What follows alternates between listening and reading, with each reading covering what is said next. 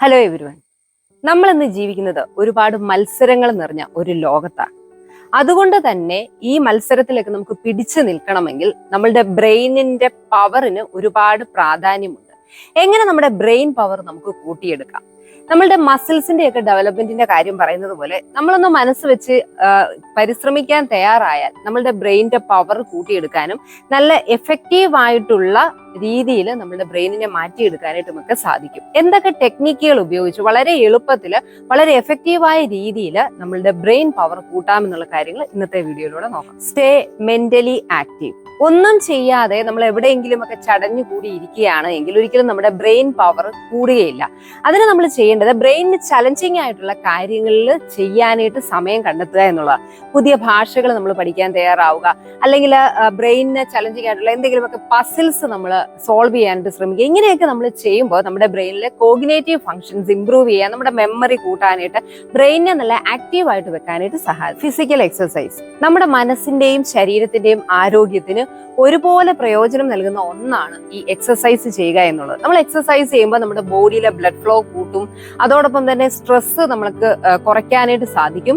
അതുപോലെ തന്നെയാണ് നമ്മുടെ ബ്രെയിനിന്റെ ഹെൽത്ത് ഇംപ്രൂവ് ചെയ്യാനും ബ്രെയിൻ പവർ കൂട്ടാനും ഈ എക്സസൈസ് മൂലം സാധിക്കും. നമ്മൾ ഫിസിക്കലായിട്ട് എക്സസൈസ് ചെയ്യുമ്പോൾ നമ്മുടെ ബ്രെയിനിൽ പുതിയ കെമിക്കൽസ് റിലീസ് ചെയ്യും. അത് നമ്മുടെ പുതിയ ന്യൂറോൺസിന്റെ ഡെവലപ്മെന്റിനും ഇത് തമ്മിലുള്ള കണക്ഷൻസ് കൂട്ടാനും ഒക്കെയും സഹായിക്കുന്നതുകൊണ്ട് തന്നെ കോഗ്നേറ്റീവ് പരമായിട്ടുള്ള ഇംപ്രൂവ്മെന്റിന് എക്സസൈസുകൾ ഒരുപാട് സഹായം ചെയ്യും.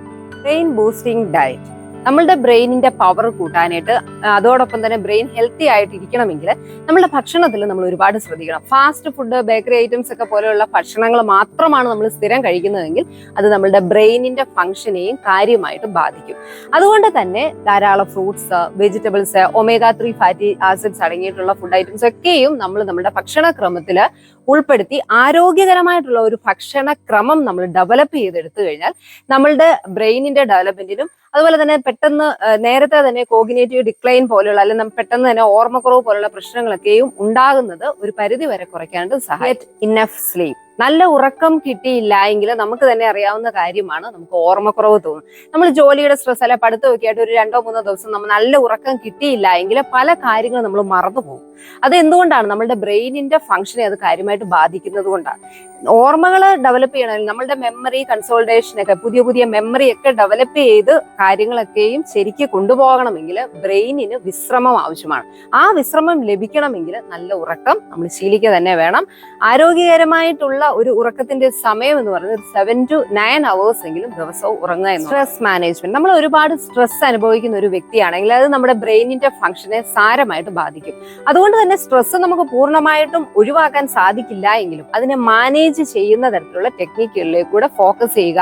അതിനുവേണ്ടി നമ്മൾ ദിവസവും സമയം മാറ്റി വെക്കാനായിട്ട് തയ്യാറാകുക. മെഡിറ്റേഷൻ, യോഗ. ഇനി ഇതിനൊന്നും നേരം കിട്ടിയില്ല എങ്കിൽ ഒരു 5 മിനിറ്റ് അല്ലെ 10 മിനിറ്റ് ഡീപ് ബ്രീതിങ് എക്സസൈസ് പോലുള്ള കാര്യങ്ങൾക്ക് നമ്മൾ പ്രാധാന്യം കൊടുത്താൽ നമ്മളുടെ സ്ട്രെസ് കുറയ്ക്കാനും സാധിക്കും, നമ്മളുടെ ബ്രെയിനിനെ പ്രൊട്ടക്ട് ചെയ്യാനും അതുമൂലം സാധിക്കും. സോഷ്യലൈസേഷൻ. മറ്റുള്ളവരുമായിട്ട് ഇടപെടാനായിട്ട് സമയം മാറ്റിവെക്കുക. അതിപ്പോ നമുക്ക് ഒരു വോളണ്ടിയർ ആയിട്ട് എന്തെങ്കിലും ഒരു കാര്യം ആക്ടിവിറ്റിയിൽ ഇൻവോൾവ് ചെയ്യുന്നതാകാം, നമുക്ക് ഇഷ്ടപ്പെട്ട ആളുകളുമായിട്ട് സംസാരിക്കുന്നതാകാം. ഇങ്ങനെയൊക്കെയുള്ള കാര്യങ്ങളിൽ നമ്മൾ സമയം മാറ്റിവെക്കാൻ തയ്യാറാവുമ്പോൾ അത് നമ്മളുടെ ബ്രെയിനിന്റെ ആരോഗ്യത്തിനും അതോടൊപ്പം തന്നെ മനസ്സിന്റെ ആരോഗ്യത്തിനും ഒരുപാട് ഗുണം. Continuous learning. പഠിക്കുന്നതിന് ഒരു പ്രായമുണ്ടോ? ഒരിക്കലുമില്ല. നമുക്ക് ഏത് പ്രായത്തിൽ വേണമെങ്കിലും നമുക്ക് ഇഷ്ടമുള്ള കാര്യങ്ങൾ പഠിക്കാനായിട്ട് നമ്മൾ തയ്യാറാവുക, അതിന് സമയം മാറ്റുക. അത് ചിലപ്പോൾ നമുക്ക് പുതിയൊരു ലാംഗ്വേജ് പഠിക്കുന്നതിനാകാം, ഒരു മ്യൂസിക്കൽ ഇൻസ്ട്രുമെന്റ് പ്ലേ ചെയ്യുന്ന പഠിക്കുന്നതാവാം. ഇങ്ങനെയൊക്കെ നമ്മൾ ആ ഒരു കാര്യത്തിന് വേണ്ടി സമയം മാറ്റിവെക്കാൻ തയ്യാറാവുമ്പോൾ നമുക്ക് ഒരുപാട് മാനസികമായിട്ട് ഒരു ഉല്ലാസവും അല്ലെങ്കിൽ എന്തെങ്കിലും ഒരു കാര്യത്തിൽ എൻഗേജ്ഡ് ആയിട്ടിരിക്കുന്നത് കൊണ്ട് തന്നെ ഒരുപാട് മനസ്സിനെ അലട്ടുന്ന പ്രശ്നങ്ങളിൽ നിന്ന് നമുക്ക് മുക്തി ലഭിക്കുന്നതിനോടൊപ്പം തന്നെ നമ്മളുടെ ബ്രെയിനിന്റെ ഹെൽത്തിനും അത് ഒരുപാട് ബെനിഫിറ്റ്, നമുക്ക് പ്രയോജനങ്ങൾ തരും എന്നുള്ളതാണ്. കാരണം നമ്മൾ പുതിയ കാര്യങ്ങൾ പഠിക്കാൻ തയ്യാറാവുമ്പോൾ നമ്മളുടെ ബ്രെയിനിൽ പുതിയ ന്യൂറൽ കണക്ഷൻസ് ഡെവലപ്പ് ചെയ്തെടുക്കുകയാണ്.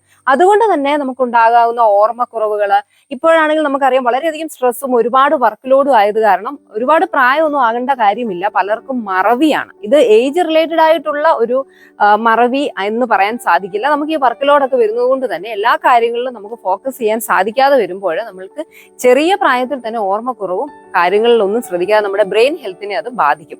അതുകൊണ്ട് തന്നെ നമ്മളുടെ ബ്രെയിനിന് പ്രയോജനം തരുന്ന അല്ലെങ്കിൽ ബ്രെയിനിന് ഒരു അല്പം ഉല്ലാസവും ആനന്ദവും ഒക്കെ തരുന്ന കാര്യങ്ങൾ ചെയ്യുക. അതോടൊപ്പം പുതിയ കാര്യങ്ങൾ പഠിക്കാനായിട്ട് നമ്മൾ തയ്യാറാകുമ്പോൾ അത് നമ്മളുടെ ബ്രെയിനിനെ ഷാർപ്പായിട്ട് വെക്കാനായിട്ടും അതോടൊപ്പം തന്നെ നമ്മളുടെ മനസ്സിനും ശരീരത്തിനുമൊക്കെ ഒരുപാട് നല്ല ഒരു ഉന്മേഷം തരാനായിട്ട് സാധിക്കും.